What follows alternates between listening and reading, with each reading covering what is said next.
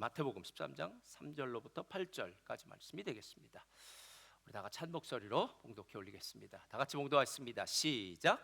예수께서 비유로 여러 가지를 그들에게 말씀하여 이르시되 씨를 뿌리는 자가 뿌리러 나가서 뿌릴새 더러는 길가에 떨어짐에 새들이 와서 먹어버렸고 더러는 흙이 얕은 돌밭에 떨어짐에 흙이 깊지 아니하므로 싹이 나오나 해가 돋은 후에 타서 뿌리가 없으므로 말랐고 더러는 가시떨기 위에 떨어짐에 가시가 자라서 기운을 막았고 더러는 좋은 땅에 떨어짐에 어떤 것은 100배 어떤 것은 60배 어떤 것은 30배의 결실을 하였느니라. 아멘.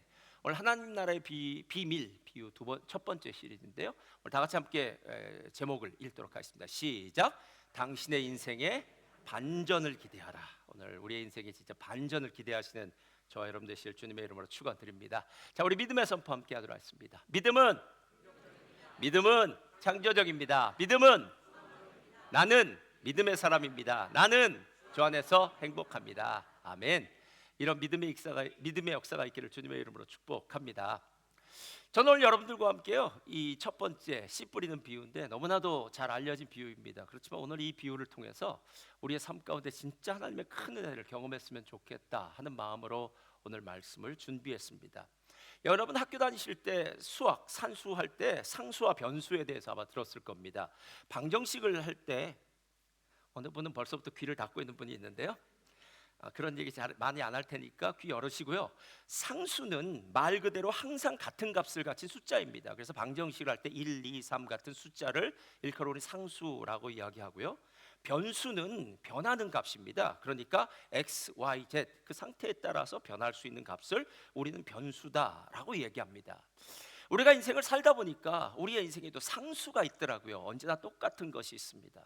그러나 이 상수와 함께 변수가 있어서 그 변수로 말미암아 우리의 인생이 좀 스펙타클한 어떤 새로운 일, 사건들이 벌어지고 변하는 그런 역사가 있더라고요. 요즘은 파리에서 올림픽 하고 있으니까 우리 한국 사람들이 양궁 잘하지 않습니까? 양궁을 할 때 바람은 상수입니까? 변수입니까? 변수죠. 양궁에 만약 바람이 없다면, 뭐 무중력 상태거나 어떤 상태건 바람이 없는 상태였다면은요, 이 활을 조준하는 우리 선수들은 언제나 똑같이 조준하면 될 텐데요. 바람의 세기, 바람의 방향 때문에 오조준을 해야 된다 그러더라고요. 그러니까 다른 곳으로 조준해야 그 바람 때문에 관역에 10점짜리에 맞을 수 있다고 합니다. 변수는 중요합니다. 그래서 변수를 아는 것이 지혜입니다.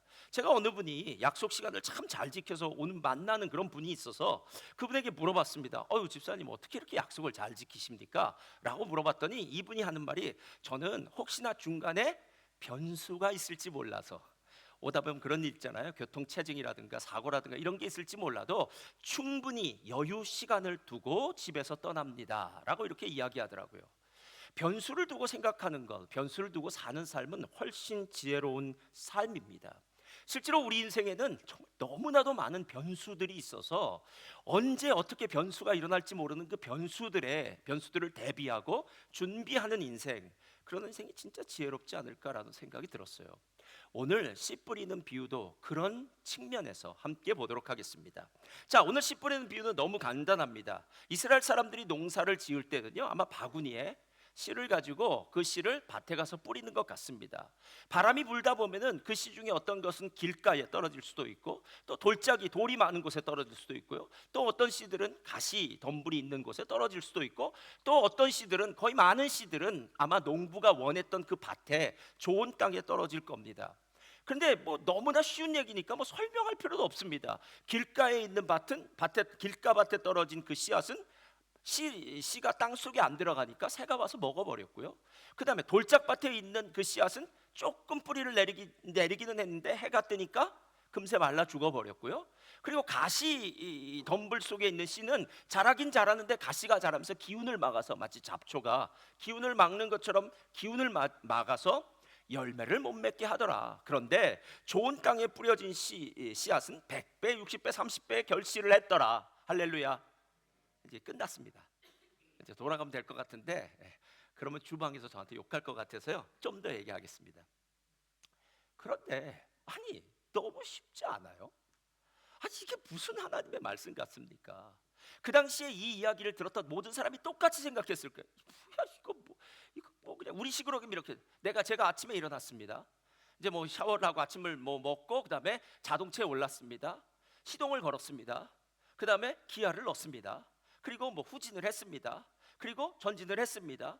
그리고 브레이크를 밟았습니다. 엑셀레이터를 밟았습니다. 이런 거랑 똑같은 얘기예요. 도대체 너무나 쉬운 이야기라서 여기에 도대체 무슨 영적 진리가 있을까?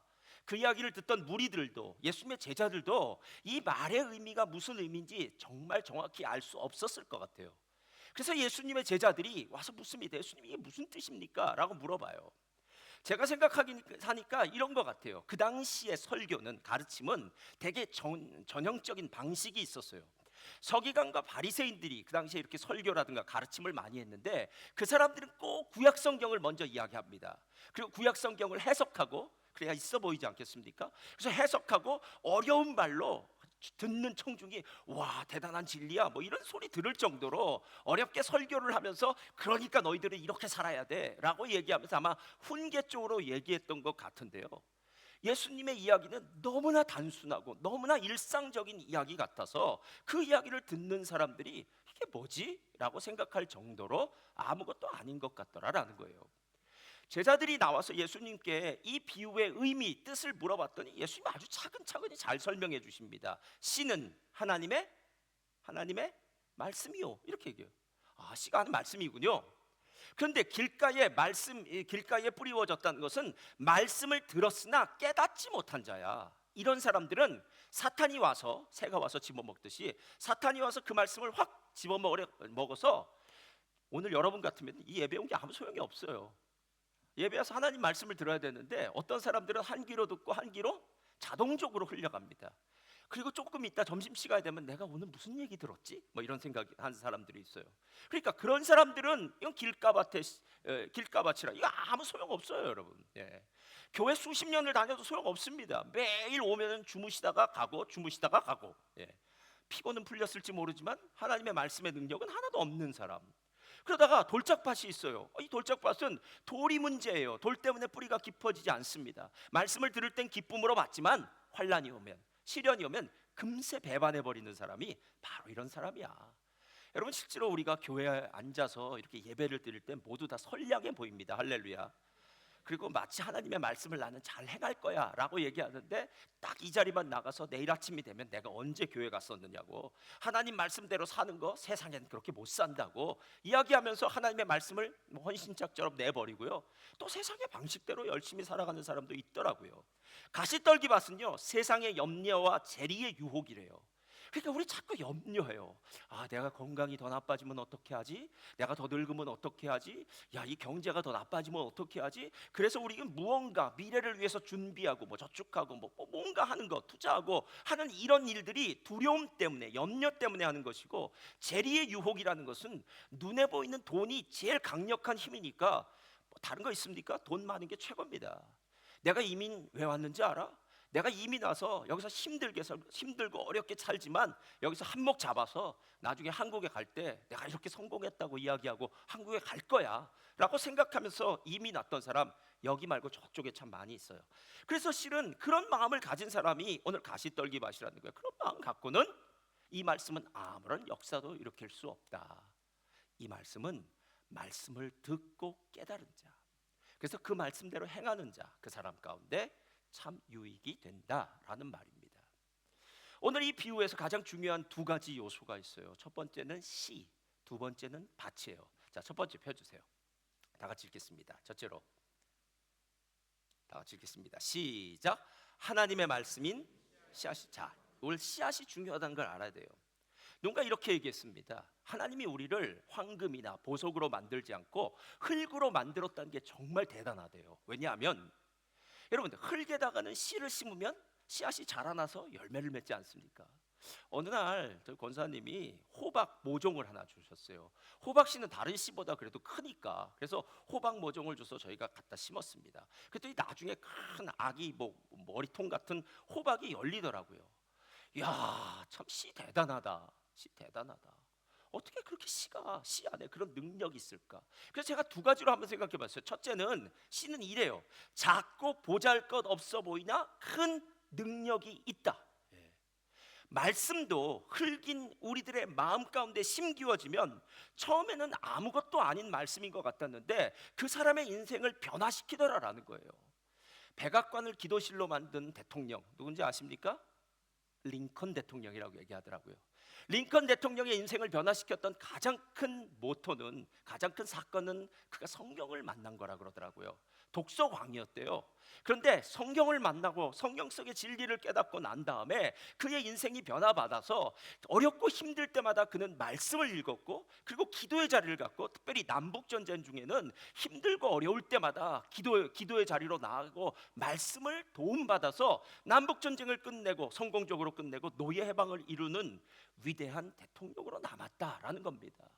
여러분, 어떤 어린아이는 우리가 보기에는 아무것도 아닌 것 같습니다. 우리 유치부에도 그런 아이들이 있고 유년부에도 그런 아이들이 있겠죠.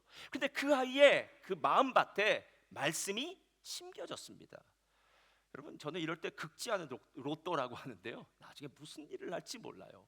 그 아이의 마음속에 심겨진 그 말씀의 능력은 그 아이로 앞으로 어떤 사람이 되게 할지 모를 정도로 위대한 능력의 말씀이다라는 겁니다. 능력이다.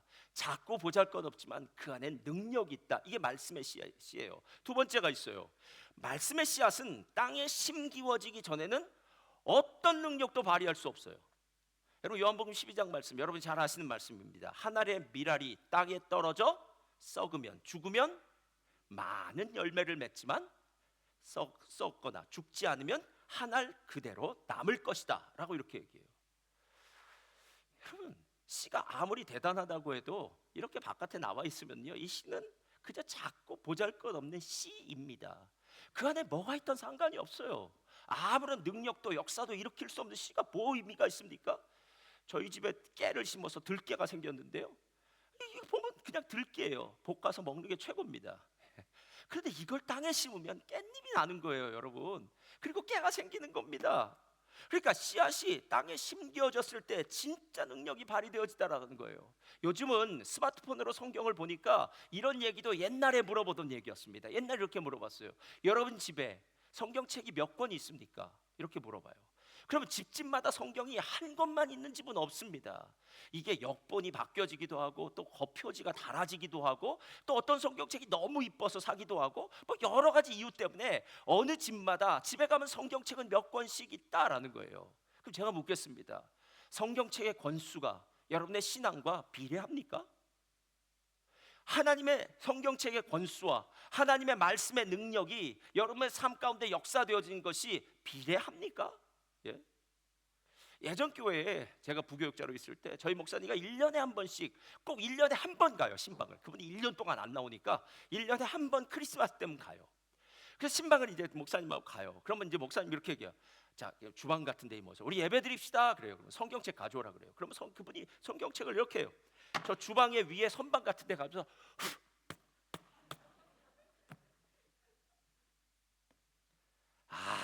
성경 먼지가 다 쌓여 있는 성경이 무슨 말입니까? 목사님, 저는 성경 앱을 참 비싼 걸 샀습니다. 비싼 앱 사면 뭐 합니까? 읽지도 않는 앱이요. 말씀은 심기워지지 않으면 아무 의미가 없어요, 여러분. 그래서 오늘 이야기는 능력 있는 말씀이 심기워져야 된다, 이거예요. 예, 맞죠? 예. 두 번째가 있습니다. 이제 밭의 얘기예요. 두 번째, 다 같이 읽겠습니다. 시작. 말씀이 심겨지는 밭이 더 중요합니다요. 예.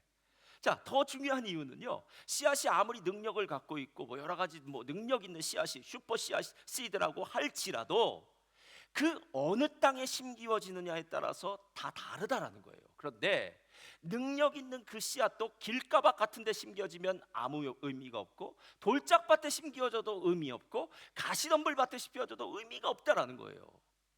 여러분, 실제로 이렇게 말씀이 분명히 능력이 있음에도 불구하고, 복음은 파워풀함에도 불구하고, 복음이 정말 헛된 것처럼 느낄 때가 언제인 줄 아십니까? 가까운 가족이나 친구들 전도할 때요, 그 사람들에게 복음을 전하고 말씀을 전해주면 그거 받는 사람들은요, 콧방귀도 안 낍니다, 여러분. 예. 우리 보통 뭐 이런 속담 같은 게 딱 맞아요. 계란으로 바위치기. 계란으로 바위치면 계란만 깨지지 바위는 안 깨집니다, 여러분. 예. 수억 번 치면 깨질까요? 소귀의 경읽기. 소귀에는 음매 이랴 뭐 이런 소리나 해야지 이런 거 없습니다, 여러분. 그런데 마치 내가 전하는 이 강력한 능력의 말씀이 아무것도 아닌 것처럼 느껴지더라는 거예요. 내가 이 미친 짓을 왜 하고 있지? 내가 이 무모한 짓을 왜 하고 있지? 야, 내 이 귀한 시간을 들여서 저 사람을 위해 기도하고 듣지도 않을 말을 왜 괜히 해서 관계만 나빠지고. 여러분, 전도하고 예수 잘 안 믿는 뭐 나왔다가 교회 안 다니는 뭐 우리 가족이라든가 뭐 이런 사람들한테 얘기하면요, 부모님에게도 얘기하는 것도 힘들고 교회 안 다니는 청소년 자녀들에게 이야기하면요 정말 미칠 것 같아요. 미칠 것 같아요. 그래서 어느 순간인가는 그냥 포기해 버려요. 예. 에이, 돼도 안 돼, 안 돼, 안 돼. 그냥 하나님 하시겠지. 여러분, 하나님 안 하십니다. 그렇게 내가 다 손 놓은 일을 하나님이 하시겠다고 생각하는 건 방임이에요, 여러분. 예. 하나님이 하실 수 있다고 생각하고 믿음을 가지고 부모의 믿음으로 기도하면 누군가의 기도를 통해서 하나님의 역사가 있지 않겠습니까, 여러분? 그런데 적어도 포기하거나 낙심하거나 절망하진 말라는 거예요. 오늘 그 이야기를 하고 있어요. 예. 예수님이 고향인 나사렛 회당에서 말씀을 전하십니다. 그랬더니 예수님의 말씀에 사람들이 감격을 해요. 이렇게 얘기합니다. 우와, 은혜로운 말씀이로다. 예. 이거 서기관과 바리새인들하고는 전혀 다른 말씀. 우와, 은혜가 많다. 그런데 은혜가 많다는 말 다음에 한마디를 덧붙여요. 이는 요셉의 아들이 아닌가? 마리아의 아들이 아닌가? 이는 목수의 아들이 아닌가? 그러니까 그 사람의 이력서를 따지기 시작하는 거예요. 예. 그래서 야, 목수의 아들이 무슨. 예. 그리고 나니까 예수님이 그 나사렛에서는 많은 기적을 행하실 수 없었다라고 이렇게 얘기합니다. 밭이 중요해요. 밭이요. 오늘 이야기는 밭에 대한 이야기예요. 밭이 중요하다. 어떤 밭이 될지. 그래서 많은 사람들이 이렇게 얘기합니다. 그래, 내 마음 밭이 어떤 밭인지 끊임없이 점검해야 돼. 내 안에 있는 돌짝은 다 끄집어내고 내 안에 있는 가시덤불은 다 헤쳐내고 길가 갔다면 다시 곡괭이질을 해가지고 부드럽게 만들어야 돼라고 이야기합니다. 그러나 오늘 이야기는 그런 이야기가 아닙니다. 자, 시도 밭도 상수라면 여기에 한 가지 변수가 이제 나타납니다. 오늘 이 비유를 일컬어 비유의 제목이 있어요. 이 비유의 제목이 뭔지 아십니까? 씨 뿌리는 자의 비유예요. 마태복음 13장에는요 씨 뿌리는 비유라고 했는데 본래 씨 뿌리는 비유보다는 씨 뿌리는 자의 비유가 맞아요. The parable of sowers예요. 그러니까 씨 뿌리는 자의 비유예요. 그러니까 씨도 상수고 밭도 상수인데 오늘 우리는 변수 하나를 만나게 돼요. 그게 뭐냐면 농부입니다. 농부. 제가 오늘 설교를 준비하다가 원앙소리라는 그 다큐멘터리 영화 보셨는지 모르겠어요. 봤습니다. 그거. 예. 아유, 정말 슬프죠. 원앙소리. 예. 원앙소리의 내용이 뭔지 아시나요, 여러분? 예? 40년 동안 동고동락하며 살았던 누렁이라는 늙은 소와 팔순노인인 최원균 할아버지와의 애틋한 우정, 사랑의 이야기예요. 이제 늙고 말라버린 이 누렁이를 다른 사람들은 다 갖다 팔라고 얘기합니다. 빨리 그냥 팔아버리라고. 그런데 할아버지에게는 이 누렁이는 이 소가 아니에요. 가족이에요. 가족. 자기 자식 같아요. 40년을 함께 있었으니까. 예? 소가 40년을 산 것도 대단한데 하여튼 40년을 함께 있었으니까요. 그래서 할아버지는 가족같이 여겼던 그 누렁이가 죽었을 때 누렁이를 뭐 갖다 소고기를 만들어 먹은 게 아니라 자기 밭 한가운데 누렁이의 무덤을 만들어 줬다라고 이야기하는 게 바로 이 마음입니다. 여러분, 제가 목자에 대해서 한번 얘기해 볼까요? 목자에게 양은 어떤 의미입니까, 여러분? 예. 목자에게 양이 저거 토실하게 잘 자라게 해서 양털도 빼먹고 그 다음에 양고기도 빼먹고. 여러분, 그 진짜 목동이 아니에요. 성경을 보니까 이렇게 해요. 선한 목자는 양의 이름을 압니다. 누군가의 이름을 안다는 것은 아주 친밀한 관계예요. 예. 제가 요즘 제일 힘든 게 애들 이름을 모르겠어요. 다 비슷해요. 뭐 이상한 글자가 들어가가지고 옛날 같으면 영자, 순자, 말자 뭐 이러면 되겠는데 요즘 막 이상한 글자가 많아요. 애들이 많아지니까. 근데 이름을 안다는 것은 친밀한 관계예요. 그런데 나만 이름을 아는 게 아니라 양들도 나를 아는데 내 목소리를 알아요. 여러분, 양이 내 목소리를 알기 위해서 내가 계속 양에게 똑같은 목소리를 들려줬겠죠. 그러니까 양과 나는 상당히 친분이 가까운 거예요. 그리고 난 다음에 뭐라고 하면 이렇게 얘기해요. 나는 선한 목자라. 선한 목자는 양을 위하여 목숨을 버리거니와. 이렇게 얘기해요. 심지어는 목숨을 버리는 목자가 되는 거예요. 그러니까 이거 잡아먹을 양이 아니에요, 목자는. 그러니까 좀 전에 얘기했던 그 원앙소리 할아버지에게 소나 이 목자에게 있어서의 이 양이나 오늘 농부에게 있어서 곡식도 그런 의미가 아니겠냐는 거예요. 세상에 어느 바보 같은 어느 멍청한 농부가 씨를 뿌리러 갔습니다. 이스라엘은 우리와는 다르게 씨를 뿌리니까 자, 씨를 뿌리러 가서 씨를 흩습니다. 이 씨는 정말 생명과도 같은 귀한 거죠. 예. 농부에게 씨앗은 목동에게 양 같은 존재 아니겠습니까? 이 씨로 말미암아 얼마나 풍성한 수확을 기대할 수 있겠습니까? 뿌렸습니다. 그런데 어떤 씨앗이 지금 길가나 돌짝이나 가시밭에 갔습니다. 그러면 농부가 그래, 아이고 오늘은 재수가 없어서 길가나 가시밭이나 돌짝에 갔구나. 자, 이제 봄에 내가 뿌렸으니까 가을에 만나자.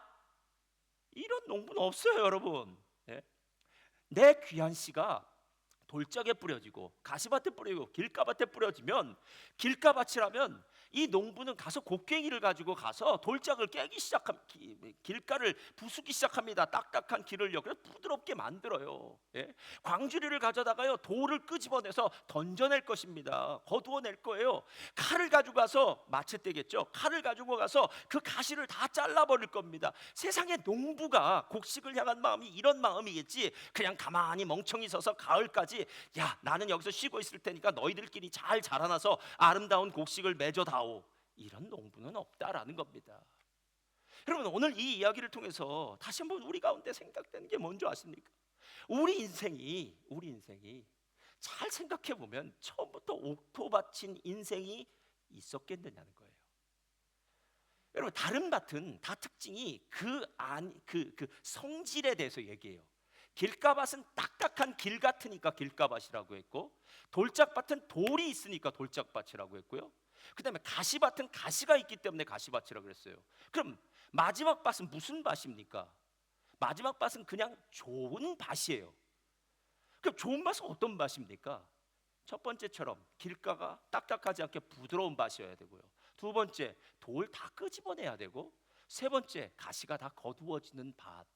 그래서 씨앗이 잘 심어져서 뿌리를 잘 내리고 그리고 자랄 수 있는 밭, 열매를 맺을 수 있는 밭, 이 밭 아니겠냐는 거예요. 실제로 저와 여러분의 인생을 생각해 보니까요, 처음에 말한 상수 이 두 개는 언제나 똑같아요. 이걸 변하고자 하는 얘기가 아니에요. 중요한 것은 오늘 변수 하나인 이 농부가 무슨 일을 우리의 삶 가운데 하는지를 좀 지켜보자라는 거예요. 그리고 난 다음에 제가 신약 성경에 도대체 어떤 사람들이 길가밭이었고 어떤 사람이 돌짝밭이었고 어떤 사람이 가시밭이었을까라고 생각하다가 이 세 사람을 떠올렸어요. 첫 번째, 펴주세요. 다 같이 읽겠습니다. 시작. 핍박자였던 길가밭. 자, 사울은 핍박자였어요. 사울은 길가밭이었어요. 딱딱한 사람이었어요. 아니, 딱딱하다는 말도 어울리지 않아요. 다이아몬드처럼 딱딱했어요. 그는 스테반을 죽이는 자리에서 자기가 증인이 됩니다. 그래도 마음이 풀리지 않습니다. 나사렛 이단의 괴수, 예수죠. 그리고 나사렛 그 도당들을 잡기 위해서 대제사장의 공문을 가지고 저 먼 나라 다메섹까지 가다가 예수님을 만납니다. 세상에 어떤 사람들이 제일 무서운 줄 아십니까? 똑똑하고 열정 있고 자기가 옳다고 생각하는 그 길에서 벗어나지 않고 달리는 사람이요. 이런 사람들은 정말 무섭습니다. 근데 사도 바울이 그런 사람이었어요. 그의 잘못된 자신감, 그의 잘못된 똑똑함, 그의 잘못된 열정이 정말 다른 사람은 몰라도 저 사람은 안 돼라고 얘기할 정도로 그는 길가밭 인생을 살았던 사람이라는 거예요. 그런데 그가 자신의 유서처럼 말 쓰고 있는 디모데전서 1장에 뭐라고 한지 아십니까? 나는 전에는 비방자요, 박해자요, 핍박자였다. 그런데 나 같은 죄인을 구하시려고 주님이 이 땅에 오셨다. 그리고 나는 죄인 중에 괴수다. 여러분, 하나님이 변화시키지 못할 사람은 없습니다. 우리가 생각하기엔 저 사람 안 돼라고 하는 그 사람도 하나님의 손에 닿으면 돼요. 이게 농부의 능력입니다. 농부의 능력이요. 그리고 난 다음에 돌짝밭은 누굴까를 생각했어요. 다 같이 읽어볼까요? 두 번째, 시작. 다혈질이었던 돌짝밭 베드로. 자, 베드로는 다혈질이에요. 다혈질한 건 승질이 확 오르는 겁니다. 말도 빠르고 후회도 빠르고 우직하긴 한데요, 무식하면 용감하다고. 용감한데 무식해요.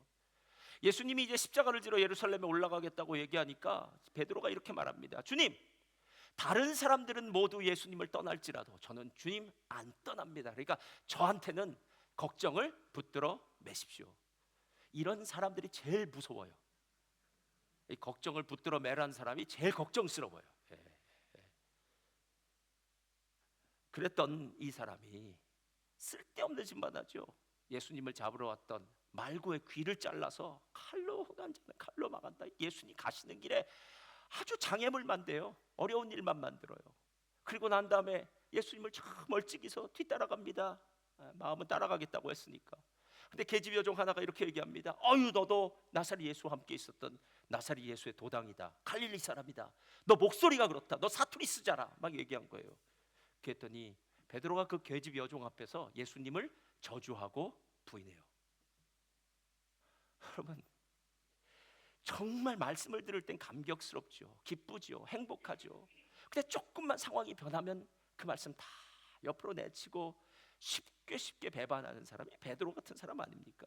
근데 감사한 것은 주님은 그런 베드로를 위해서 중보기도 하시고, 그리고 나중에 갈릴리 바닷가에 다시 찾아오셔서 베드로를 회복시켜 주시고, 베드로의 인생이 하나님 앞에서 새로운 인생, 초대교회의 위대한 지도자로 만드는 인생이 되었다라는 겁니다. 그럼 돌짝밭 같지 않습니까? 예? 세 번째가 있어요. 같이 읽겠습니다. 시작. 돈을 사랑했던 가시밭 삭개오요. 자, 돈은 눈에 보이는 최고의 힘입니다. 세상에 돈만큼 더 큰 힘은 없습니다. 사람들은 권력이라고 얘기하는데요, 권력도 돈에서 나오는 겁니다. 돈이 최고예요. 돈이 최고입니다. 삭개오는 돈의 사람이었습니다. 왜냐하면 그가 세리였고요, 세리라는 그 자리에서 세리장, 이 되기 위해선 그의 인생의 모든 건 돈만 보고 달려왔을 거예요. 돈이 인생의 전부예요. 내 통장의 잔고가 전부고, 내가 투자한 것, 내가 내 손에 들고 있는 것, 내가 가용할 수 있는 것, 내가 힘들고 어려울 때 빼내 쓸 수 있는 것, 돈이 전부라고 생각했을 거예요.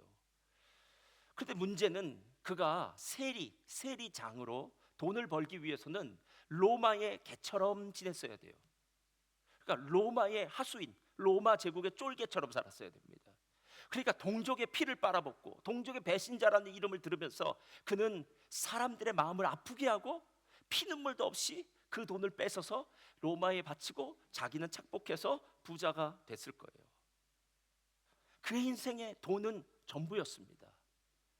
근데 신기하죠?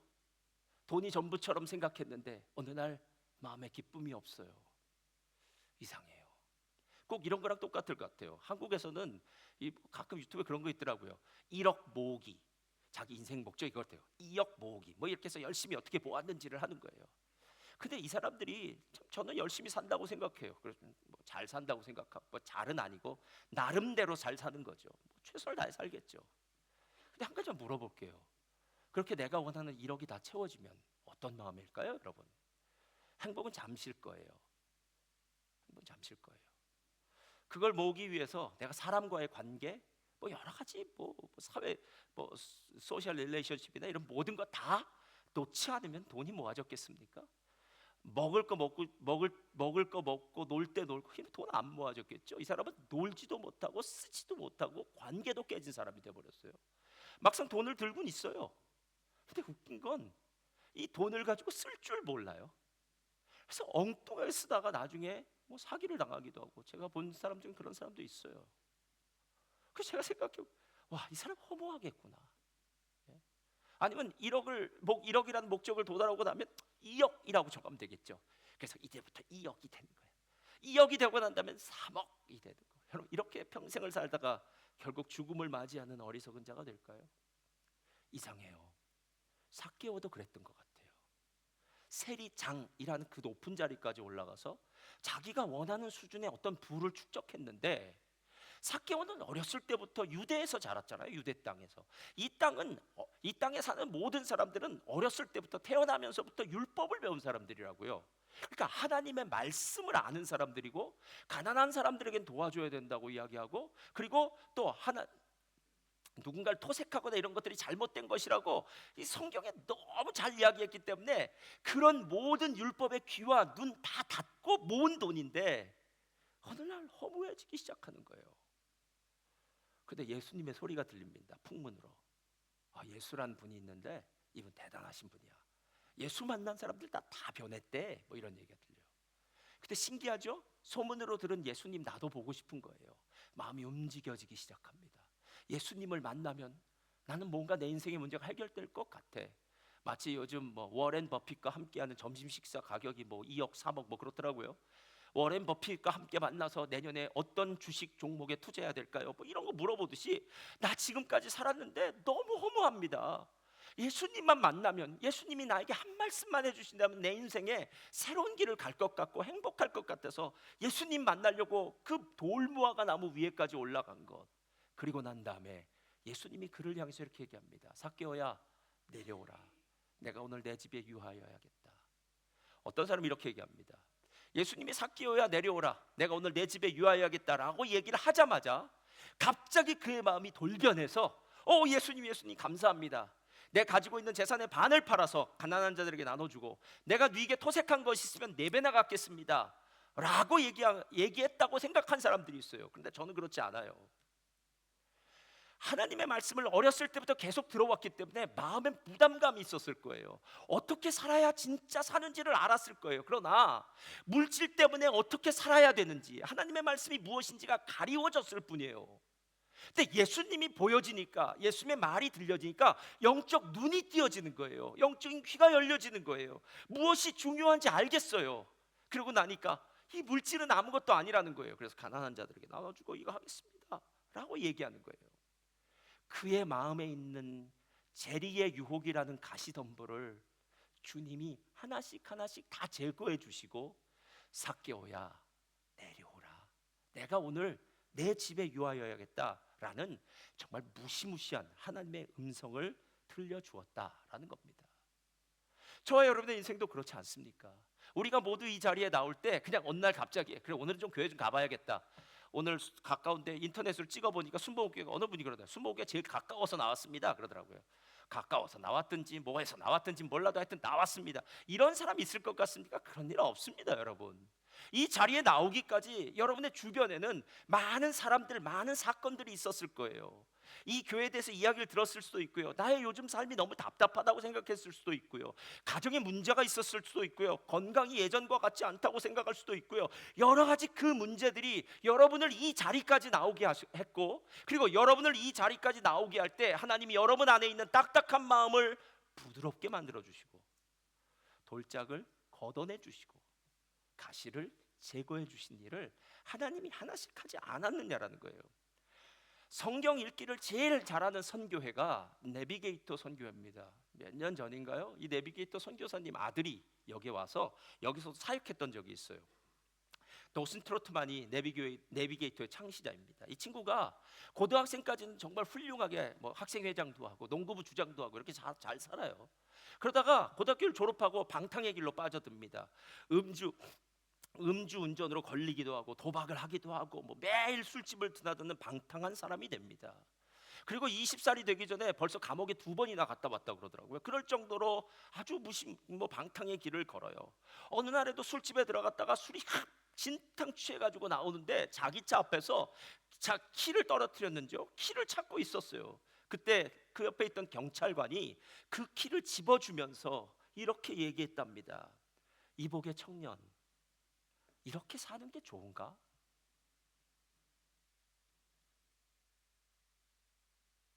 아직 너무 젊은데 술에 쩔어 사는 그의 모습, 자기 키도 지금 못 찾고 있는 이 친구를 보면, 그리고 또 운전하려고 했겠죠. 예. 그랬더니 도스 트로트만 이렇게 얘기했답니다. 아니요, 저도 지겹습니다. 저도 지겹습니다. 그때 그 경찰관이 좋은 권면을 해줬다 그래요. 그 권면을 듣고 난 다음에 이제 교회 한 모임에 출석합니다. 근데 그 모임이 어떤 모임이었냐면 성경 말씀을 10구절 외우는 모임이었어요. 암송하는 모임이었어요. 그래서 이제 교회 처음 간 사람들이 또 말은 잘 듣습니다. 그래서 그 다음 주에 갔는데 자기만 외워왔더래요. 예, 보통 다른 사람은 안 외워요. 예. 자기만 외워왔는데 성경을 암송하면서 하나님의 은혜를 받기 시작해요. 나중엔 성경을 1000절을 외운 사람이 되고요. 그리고 이 도스 트로트만이 나중에 전도자가 돼요. 예. 그리고 나서 성경을 읽다가 성경을 암송하다가 어느 날 하나님 앞에 이렇게 고백해요. 하나님, 그리스도를 영접한다는 것이 무엇을 의미하건 지금 그리스도를 영접하고 싶습니다. 이 말씀이 뿌려진 거죠. 말씀의 씨앗이 그 잡초들이 다 제거되고 돌이 다 제거되고 딱딱했던 마음이 부드러워지고 난 다음에 말씀이 딱 들어가니까 그 말씀이 자라나기 시작해서 결단이 되기 시작했다는 거예요. 그리고 난 다음에 이 도슨 트로트만이 내비게이터 선교회를 시작하면서요, 내비게이터 선교회 모토가 있어요. 한번 보여주시겠어요? 영어로 한번 다 같이 읽겠습니다. 시작. To know Him and to making know Him. 내가 그 하나님을 알든지 아니면 하나님을 모르던 그 사람에게 그 사람이 하나님의 말씀을 알게 하든지. 저는 이걸 조금 바꾸면요, 내가 이 변수인 오늘 밭을 변화시킬 수 있는 농부를 알든지 아니면 아직도 그 농부의 능력, 곧 그 농부가 누구인지를 알지 못하는 사람들에게 농부가 누구인지를 알게 해주든지.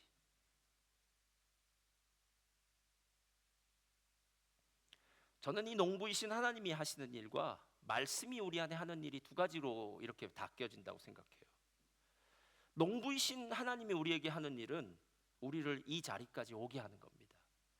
만약에 우리가 양들이라면 양을 물가에까지 끌고 가는 것은 농부이신 하나님이 하시더라고요.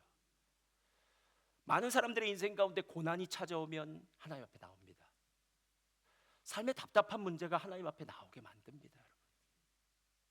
그런데 중요한 것은 물가까지는 끌고 나오지만 그 물인 하나님의 말씀을 먹는 것은, 마시는 것은, 그것은 이제 해야 돼요.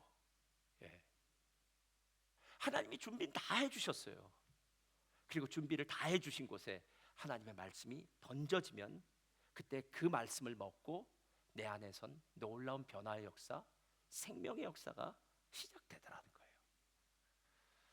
제가 지금까지 제 인생에 하나님이 어떻게 저의 삶 가운데 딱딱한 것 뭐 이런 것들을 다 제거해 주시고 여기까지 오게 하셨을까 생각하다가 제가 참 큰 거 하나를 발견했어요. 제가 초등학교 3학년 때 예수를 안 믿던 사람이었는데요, 초등학교 3학년 때 가획 공부를 했습니다. 부러우시죠? 부러우면 지는 겁니다. 예. 초등학교 3학년 때 가회를 했어요. 근데 정말 하나님의 축복이죠. 그때 가회 선생님이 교회에서 은혜 받은 권사님이셨어요. 이시성을 가진 권사님이십니다. 그래서 제가 교회를 다니기 시작했어요. 그러다가 제가 6학년 때 이사를 갔어요. 그러면서 더 이상 교회를 안 다녔습니다. 그때 중학교 2학년 때 제 절친이 있었는데요, 이 친구도 이씨예요. 이 절친이 저를 데리고 순복음교회를 데리고 가져왔어요. 그래서 제가 순복음교회를 다니기 시작했습니다. 제가 청년 때 이민을 가서 아르헨티나 순복음교회를 갔는데 거기 심호하는 목사님, 나중에 제가 그 교회에서 부교육자, 부목사를 했는데요, 그때 제가 섬겼던 목사님이 이아무개 목사님이세요. 그러고 난 다음에 그곳에서 제가 성경에 대해서 눈을 띄워준 목사님이 계신데 그분도 이 시성을 가진 목사님이세요.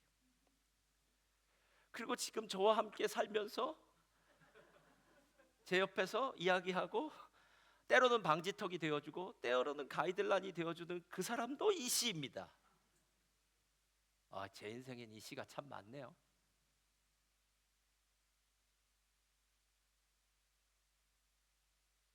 우연히 다 이 씨였을까요? 아니면 하나님이 저를 위해서 준비해 주신 이 씨들일까요? 여러분, 하나님 허락 없이 되는 일 없습니다. 여러분 중에 혹시 억울하신 일 있습니까? 하나님 허락하셨습니다.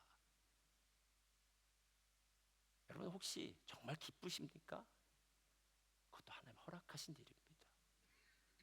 하나님은 큰 뜻을 가지고 어떤 때는 우리를 힘들게도 하시고 어떨 때는 우리를 성공하고 탄탄대로를 걷게도 하세요. 그러나 로마서 8장 28절의 말씀처럼 모든 것이 합력하여 하나님이 원하시는 선으로 나아가게 하십니다. 그래서 오늘 이 씨 뿌리는 비유에서는 농부가 누구인지를 아는 게 중요해요. 그리고 농부의 손길에 나를 맡기는 거예요. 나에겐 농부가 필요해. 아직도 제 마음을 보면 딱딱하기 그지없는 이 마음, 농부님 곡괭이를 들고 오셔서 내 마음을 좀 깨부셔 주세요. 아직도 재리의 유혹, 세상의 염려 때문에 내 마음에 가시가 너무 많이 자라 있습니다. 하나님, 내게 오셔서 그 가시를 제거해 주세요.